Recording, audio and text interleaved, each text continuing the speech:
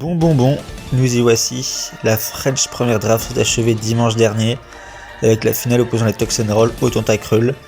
On va d'abord s'intéresser au match de cette semaine avant de faire un petit bilan de cette saison. La finale, les Tentacruel contre les Toxenroll.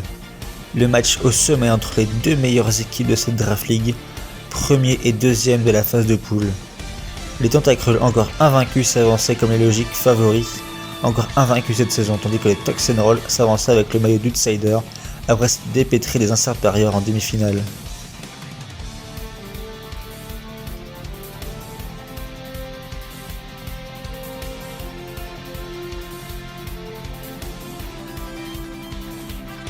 Et on commence avec le match de Xeltal, le capitaine de Tentacruel, opposé à Way 2 Seconds.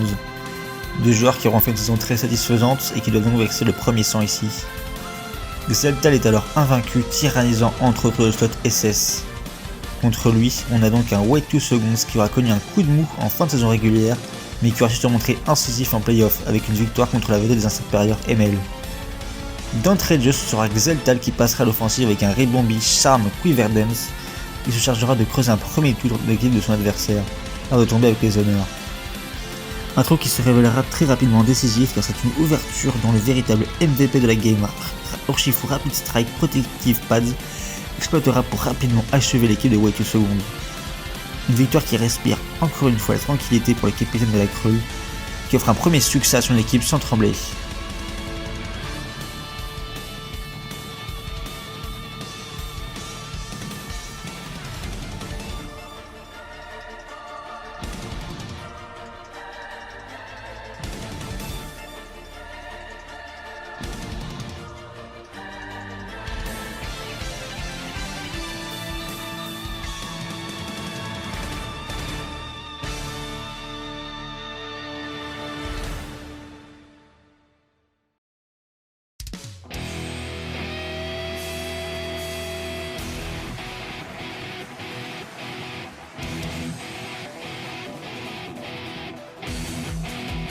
Enchaîne rapidement avec la seconde confrontation qui opposait Jane-Gaster et Marty en SM.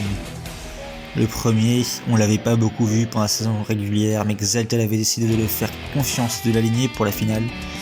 Contre lui, un Marty plutôt en forme et loin d'être infaillible cette saison avec 3 victoires pour 2 défaites. Un match qui tournera rapidement en une douche froide pour Marty, qui verra son coco CM placé à plus de surprise par un Scarfchomp en début de partie. Selon son Pokémon vedette, Marty sera réduit à courir après le score, puis de rapidement rendre les armes contre Mega Pidgeot. Un deuxième succès consécutif pour les Tentacruel qui partent donc en 2-0 dans cette finale, comme on pouvait s'attendre pour les grands favoris de cette confrontation. Mais comme souvent, rien n'est joué d'avance en Draft League.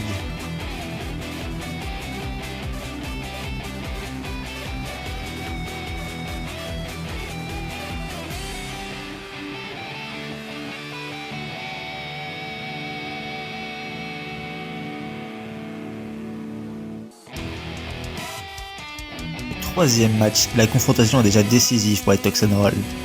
Leur joueur Neilek n'a pas le droit à l'erreur dans ce match, d'autant plus qu'il est confronté à un Bronron encore invaincu.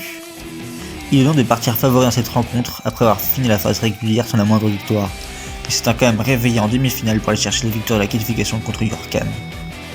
Mais alors que les enjeux sont au sommet, c'est bien Bronron qui va rapidement perdre pied, incapable de faire une percée contre la team de Neilek, là où ce dernier ruinera peu à peu la team de son adversaire. Malgré une fulgurance de Drapi en fin de partie, ce ne sera pas suffisant pour réussir à retourner la partie, et c'est Neilek qui récupère cette victoire ô combien importante permettant à son équipe de pouvoir continuer à espérer.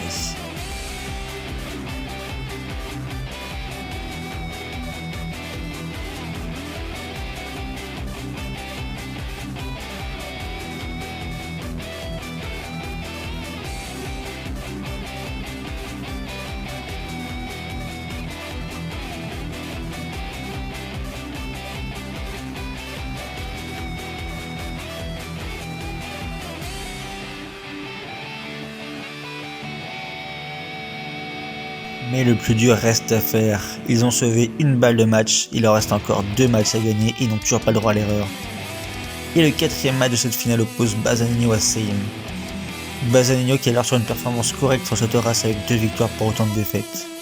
Seim a quant à lui remplacé Lou, pourtant invaincu sur le Sotoras, et sortant d'une saison courte avec seulement 2 matchs joués pour une seule victoire. SM, fidèle à lui-même, ne patientera pas longtemps pour utiliser son coup spécial. Passer son Cling Clank Shift Gear contre le Pokémon fétiche de son adversaire de cette saison, Suicune. Mais dans ce duel de Pokémon emblématique, c'est bel et bien le Suicune qui en sortira vainqueur, bien que très affaibli. Perdant ensuite coup sur coup son garde-voire contre un Roselia et son Thunderous sur un Destiny Bond, on retrouvera un CM privé de munitions pour réussir à briser ce qui reste de la team de son adversaire. D'autant plus que Bazanino a décidé d'y aller avec un Clefable Cosmic Power. Un Clefable qui finira inéluctablement par remporter ce duel. Une victoire qui permet au Toxenroll de revenir à 2 partout dans cette finale, ouvrant la porte à une éventuelle remontada.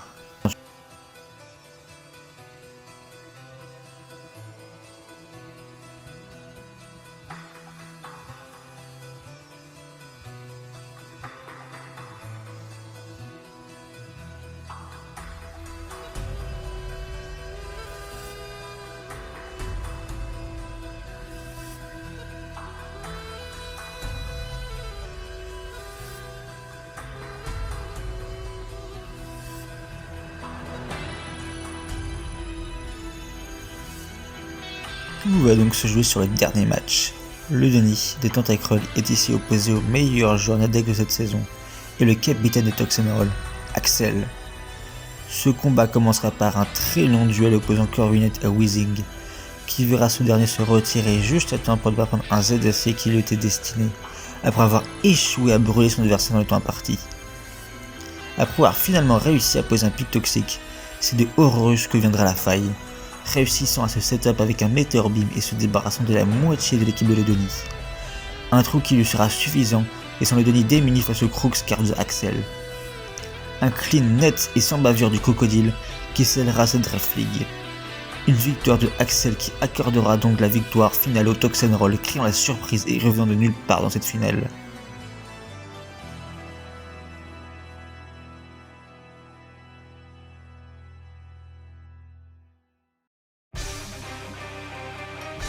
Favoris tout du long depuis la semaine 1, les Tentacruel failliront finalement devant le but alors qu'ils étaient à 2-0 en finale du tournoi.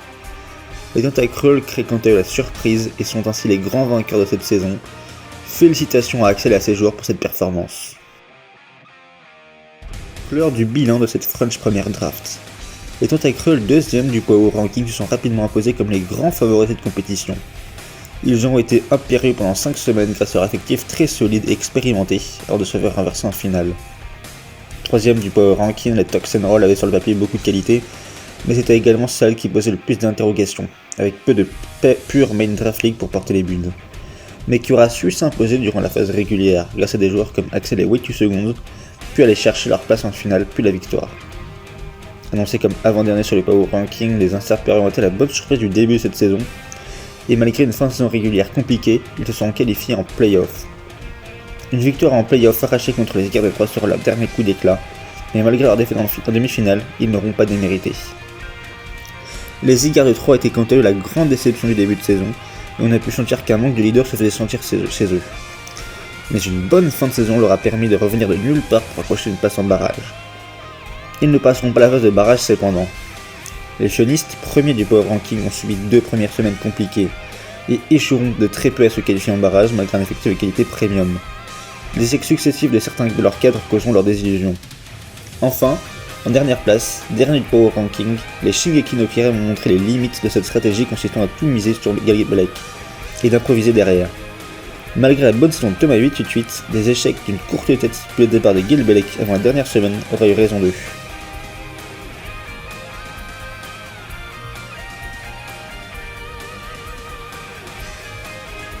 Pour le bilan de cette saison, mais penchons-nous à présent sur les performances individuelles des joueurs, les héros et les perdants de cette saison.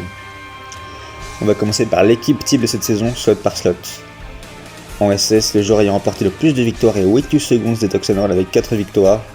Il surpasse de peu Xelta des Tentacruel et Emil des Inserperiors. En SM, c'est Thomas 888 des SNK qui s'est imposé au sommet avec 4 victoires. Derrière lui, Sabreur des Inserperiors et Marty des Toxenroll, 3 victoires chacun. Sur le slot Horace, le meilleur joueur a été Lou avec 4 victoires pour aucune défaite. Il surpasse ainsi Bazanino et ses 3 victoires, ainsi que Imox.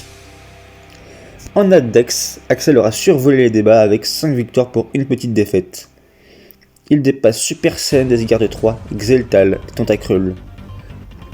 Sous tier, c'est Omega qui remporte la palme, de points devant Steerpike. Enfin, le ballon d'or de cette saison revient à Xeltal, capitaine des Tentacruel, avec 5 victoires réparties entre le SS et l'Horace, pour aucune défaite. Axel occupe quant à lui la seconde place du podium, tandis que Lou des Tentacruel récupère la troisième place.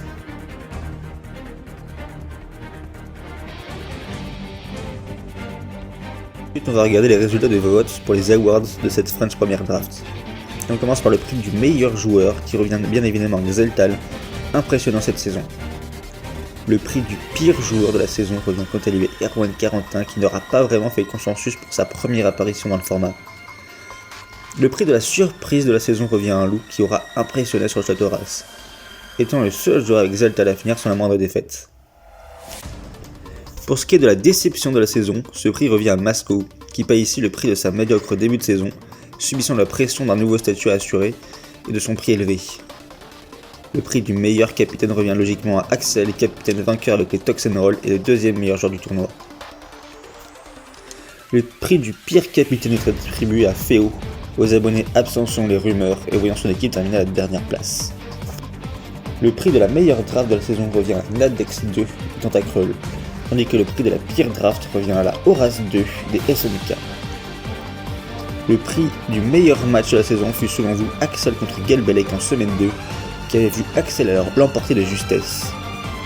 Tandis que le pire match est attribué au match opposant qui élimina Erwan 41, qui verra Erwan l'emporter, on sait pas trop comment, au terme d'un match confus. Le joueur OB des enchères, vous avez voté pour Wolfane. On attend toujours ces vidéos d'ailleurs, il serait temps. Pour ce qui est de vos avis sur le tiering, l'avenir revenant le plus souvent est que Dragapult est un poil trop puissant pour National Dex. Ensuite, globalement, vous avez beaucoup aimé cette saison en majorité. La majorité d'entre vous a même trouvé que cette Draft League était le meilleur Team Tour Draft League français. Bravo à l'organisation et à l'organisateur Gelbelec. Pour finir, j'aimerais vous remercier d'avoir suivi Draft Mercato tout du long, malgré quelques petits soucis audio souvent et mon apprentissage de première en même temps. Merci d'être à tous ceux qui sont arrivés jusqu'ici. Et peut-être qu'on se retrouve au prochain Team Tour. Peut-être pas.